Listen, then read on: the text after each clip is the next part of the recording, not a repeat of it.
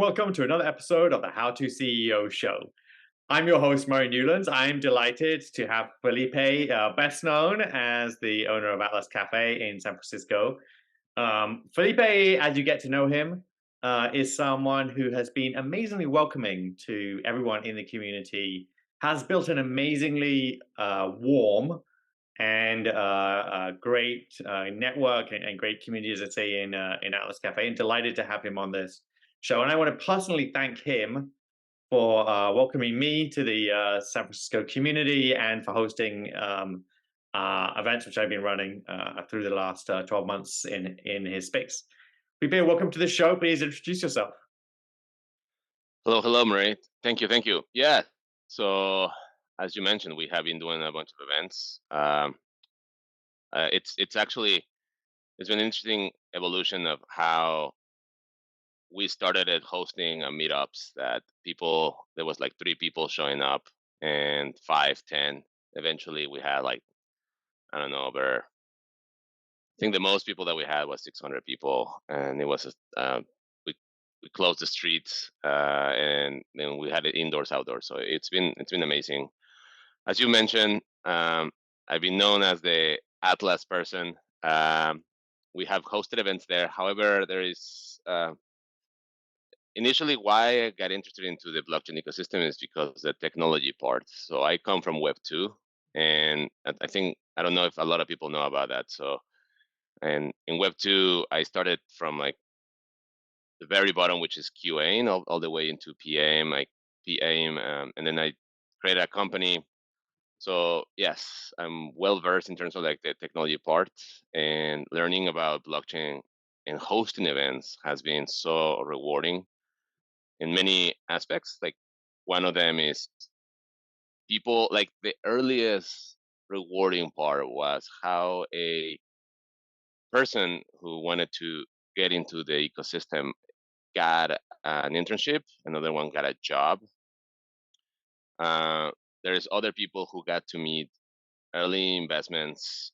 There's other people who just got to hear new projects, new protocols, and that's very rewarding. And the most rewarding thing for me has been like being able to meet these founders, these people who want to build an ecosystem. So or crazy ideas that otherwise without the blockchain infrastructure wouldn't be possible, like DAOs, tokenomics, all of that. No, Yeah. that's fantastic. And then, what are you looking forward to working on this coming year? Sure. So now that we have been doing events in San Francisco, what I want to do is I want to open this up for as many places as we possibly can. So I'm originally from Mexico City. So we already have a chapter in Mexico City. I want to open it in the different states in Mexico. I have friends and a team in Ukraine, so it will be nice to have a chapter in Ukraine, have a chapter in different parts of the US, and replicate the same so that it doesn't matter if you're not in San Francisco, but also you can learn, get exposed, connect. I don't know if you're gonna find your next founder, but at least you will be able to find a person to chat about blockchain in our groups. So there is other groups like this, but what I want to focus more is in the technical side, like programming languages, smart contracts, and I think we talked about this earlier, Murray, in terms of how now that I believe that infrastructure is ready for the creation of products that now the mass market can actually adopt and start using. So I think it's time. I think everything is ready, especially now that we're in this cold winter. Perhaps it's time to like start building products that are touched by or used by the mass market. And what Like, do you think some of those early products will be? yeah, I mean, the low hanging fruit, I believe, is remittance, right? Um, so how you send money from one wallet to another one is essentially super simple. Yeah. So, and that's why it's a low hanging fruit, because it doesn't really require a lot of technical development. However, it's more of like go to market strategy. Like when these Web 2 or maybe even in the Web 3 experts uh, figured out a niche market that this technology can be used. Again, it's just a matter of like go to market strategy. So, for example, I remember a long time ago when I had um, like a consultancy business.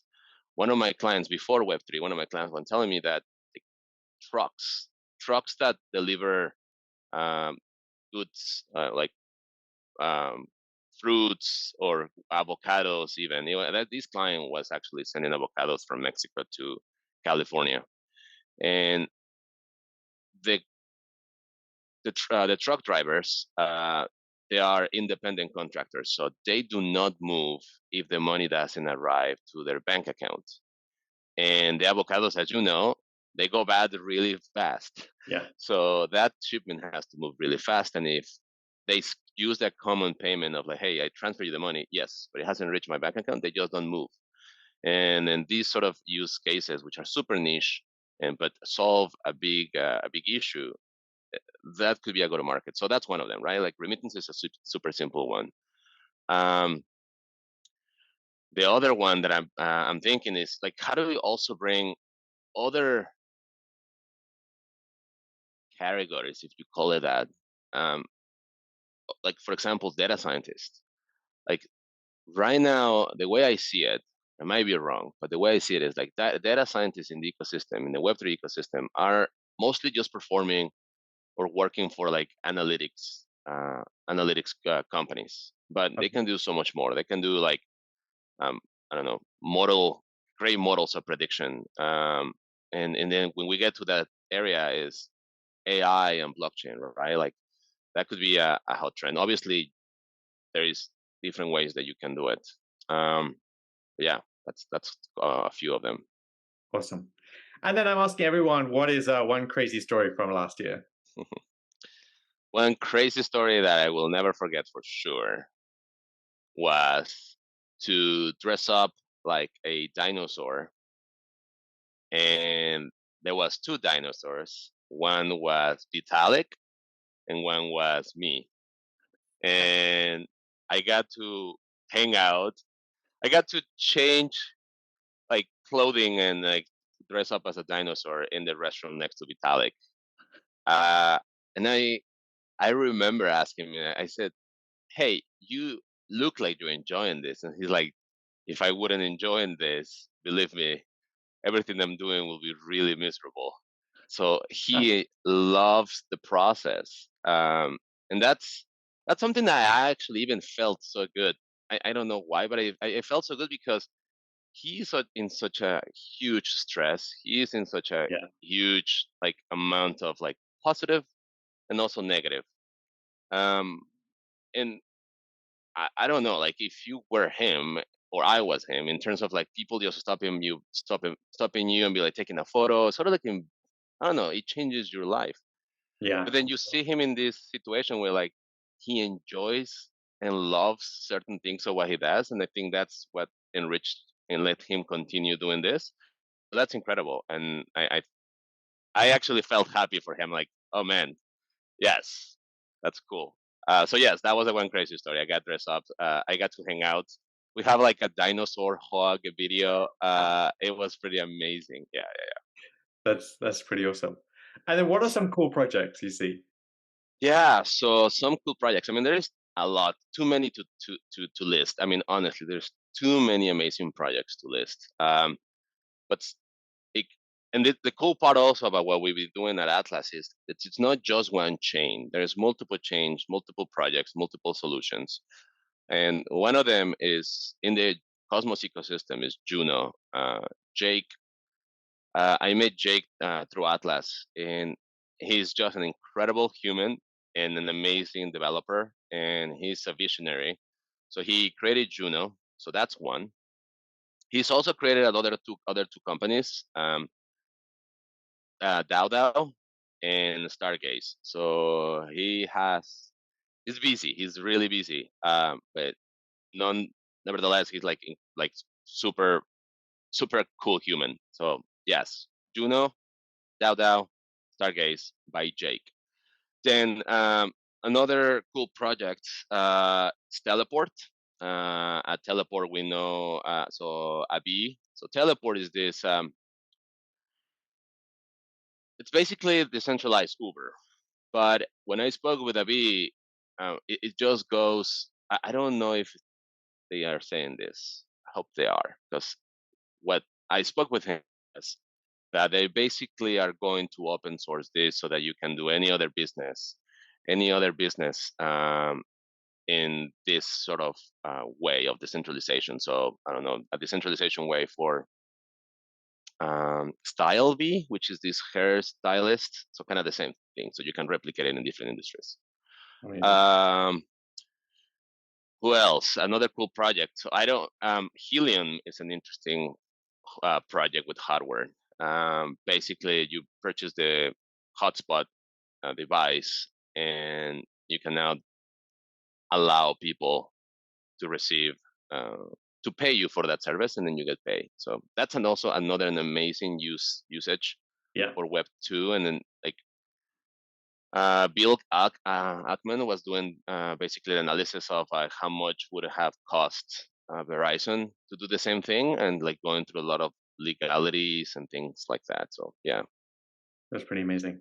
And then who are some so you built an amazing community and you must meet hundreds if not thousands of people a week on some weeks. So who are some people you'd like to give a shout out to? Um Yeah. yeah. So I mean, I'll start with the people who actually are building communities within the ecosystem. Some of them are like within the ecosystem in Web3 in San Francisco in the Bay Area. So Alejandra from Near, and I think she also has her own community, Crypto Babes.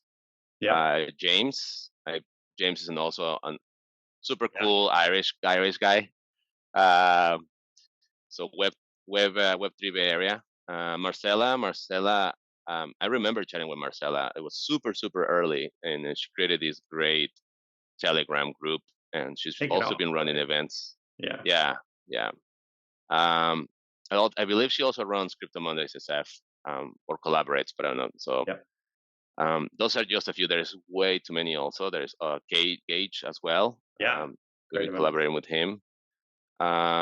Yes, so those are part of like also why things happen. So people that might not realize that some of them or all of us, some of the events we do it for the love of Yeah. of it. Like it's not a paid internship or a paid job. Uh, so everyone has their own reasons. I do it because I really believe that Web3 or blockchain, it's in certain, it's not gonna it's not gonna change all everything in our lives, but it definitely will merge into our daily lives and it will make a huge impact.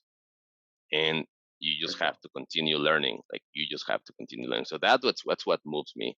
Like I want to continue learning of what's possible, what's worked, what hasn't worked, what can like when you look at the past of Web 2, Web 1. Like for instance, something I'm going off topic, but did you know that there was a thing of summer of Netscape? So that word has been used since Web 1. I did not know that. So Netscape had its own summer of Netscape. So that's interesting. So Yeah. yeah, um, and again, so these organizers they put Yeah. So everything. much work Yes, for just for helping everyone come together. Yeah. yeah, yeah, absolutely. In terms of other people who are essential, David Tyson, so from Matrix Port, he's an investor in he is an investor who loves history and he loves and understands the technology really really well, and it's also a really really really amazing human. Lee from Harmony, another person that I met through Atlas, and he has been incredible. So he's thoughtful, Um, he is helpful. He's always also looking to how do I bring value. Um, Cameron from Bayan, and it's also part of the Near Yeah. organization. Cameron has also an incredible human that is super active. He's one of those guys that lives in their suitcase. So San Francisco, Miami, New York, uh, I don't know, Seattle, always helping and growing the community. He's got he does relationships also with colleges to teach blockchain and programming languages. So it's incredible. Um, Someone that it's super important in the SF Rust community in San Francisco is Sumit. So Sumit is I love Sumit when someone I love to see Sumit when someone asks him a Rust question. You should see his smile like just light up because it's a challenge. Nice. So he's an incredible dude. That you can have again, you have a conversation. He's fine, and you ask him, "Hey, I have a problem with Rust." He's like, "Show me." It's so yeah. Nice. Um, Recently, I met a person that his background is admirable. His name is Alonso de Gortari. He's with SUI. He's in the economic side of things. I think he's leading the economics part. So he wrote multiple papers on stable coins. He was part of the uh, Meta group in the blockchain project that we're doing, DM, Libra. They changed the different names. But he's he's a really interesting guy. Yeah, and super smart. It'll be really awesome if you have him over. Um, Another incredible person, also part of the Dixu ecosystem, is Sam. And the reason why I think it's pretty cool is when you hear his story about like the evolution on like his career in terms of programming. His whole life has been about programming languages and how to improve the programming process. How do you do not introduce bugs into code? That's what that's what called my attention, and it's basically that he is the creator of the Move language. Um, and as I mentioned, so what I want to do with Atlas is more on the Atlas community is more on the technical side, and that's why it called my attention that his job at Meta was to basically identify where programmers introduce bugs the most or more commonly, and he did that, and now he built a Move programming language, something I didn't know. So he Very tweeted impressive. this, so I guess it's important. Move is not all capitalized, so it's capital M and then MVE, so MOVE. So yes, yeah, those are. There's too many else. I mean, honestly, there's too many, and every single one of them are positive impact into the industry because I mean, if you're shilling, it's a different story. But most people are really a believer in the industry. They are enthusiastic about something that will have a positive impact into our society.